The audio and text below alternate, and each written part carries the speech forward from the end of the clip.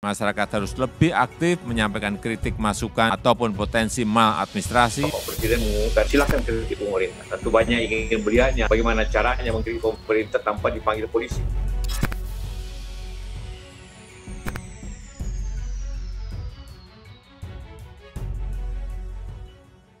Semua pihak harus menjadi bagian dari proses untuk mewujudkan pelayanan publik yang lebih baik. Masyarakat harus lebih aktif menyampaikan kritik, masukan, ataupun potensi maladministrasi, dan para penyelenggara pelayanan publik juga harus meningkatkan upaya perbaikan.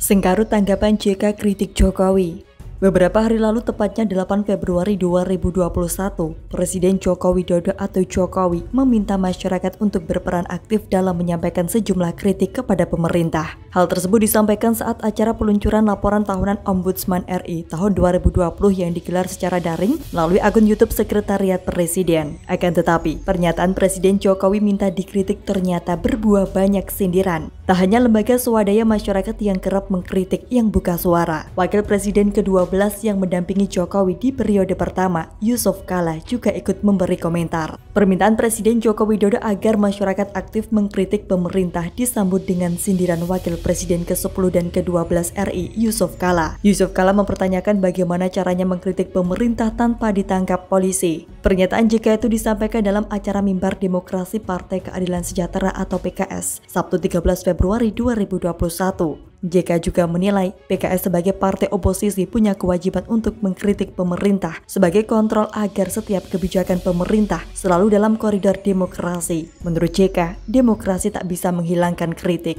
Check and balance amat diperlukan, sehingga keberadaan partai oposisi dalam hal ini sangat penting untuk menjaga keberlangsungan demokrasi. Tetapi harus balancing, check and balance. Ada kritik dalam pelaksanaan. Walaupun dikritik berbagai-bagai, beberapa hari lalu Bapak Presiden mengumumkan, silakan kritik pemerintah. Tentu banyak ingin belianya, bagaimana caranya mengkritik pemerintah tanpa dipanggil polisi. Sindiran JK kemudian dibalas oleh Ferdinand Huta Hayan. Ferdinand Huta Hayan merasa heran dan membandingkan dengan 5 tahun yang lalu saat masih menjabat Wakil Presiden Republik Indonesia. Ferdinand menjelaskan bahwa soal kritik mengkritik ini tidak ada kebijakan baru dari Presiden Joko Widodo atau Jokowi. Dirinya menuturkan bahwa sampai saat ini tidak ada satupun orang yang dipenjara karena mengkritik, melainkan orang-orang dipenjara karena menyampaikan hoaks, fitnah, ujaran kebencian, dan memprovokasi. Hal itu bukan karena kritik, melainkan melanggar undang-undang. Sebab semua mengacu pada berbagai aturan yang ada, khususnya UU ITE atau Informasi dan Transaksi Elektronik yang mengatur penyampaian pendapat melalui media dan media sosial. UU ITE itu bahkan sudah ada pada era Presiden Susilo Bambang Yudhoyono atau SBY dengan Wakil Presiden Yusuf Kala yang pernah menjadi bagian dari kekuasaan. Karena itu, pria yang pernah dilaporkan keluarga Pak JK ke Barreskrim Polri ini mensinyalir isu soal kritik ini sengaja digoreng untuk menyerang dan mendiskreditkan Presiden Jokowi setelah isu revisi UU Pemilu patah dan 2022 tidak ada pilkada. Kita lihat kembali fakta bahwa saat ini tidak satupun orang yang dipenjara karena mengkritik, tetapi orang yang dipenjara karena menyampaikan hoax, memfitnah, mencaci maki, memprovokasi, menghasut, ujaran kebencian, segalanya memang harus dipenjara.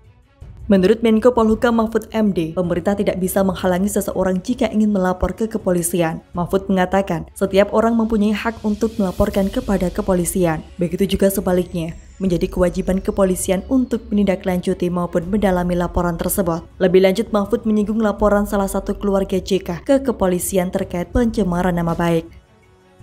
Kita tidak bisa dong menghalangi orang mau melapor. Melapor itu kan hak rakyat, bukan pemerintah yang melaporkan. Kalau ada orang kritis dilaporkan ke polisi, lalu polisi memanggil.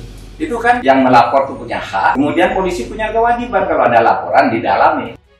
Staf ahli Menkominfo Profesor Henry Subiakto turut menyatakan bahwa tidak perlu ada kegelisahan soal kebebasan berpendapat, sebab Presiden Jokowi sangat memahami bahwa kritik sangat perlu untuk memperbaiki layanan publik, membuat pemerintah lebih hati-hati. Henry membantah ada upaya pembungkaman pendapat oleh pemerintah. Yang terjadi adalah gesekan antar masyarakat yang sudah dimulai sejak 2014. Kemudian dirinya mencontohkan para pengkritik yang setiap hari memberikan kritikannya, seperti Haikal Hasan yang hingga saat ini juga masih aman-aman saja.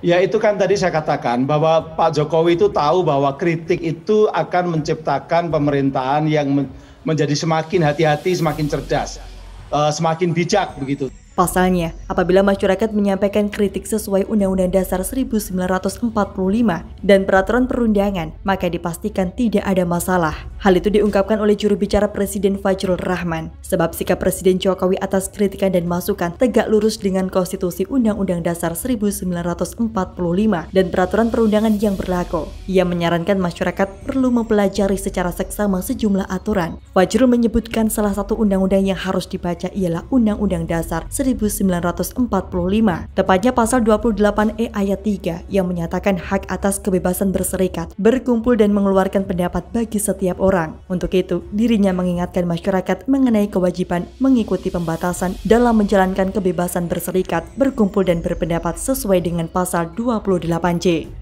Sesuai dengan sumpah beliau pada periode kedua di depan MPR 20 Oktober 2019, selalu tegak lurus terhadap Undang-Undang Dasar 45 dan peraturan perundang-undangan yang berlaku.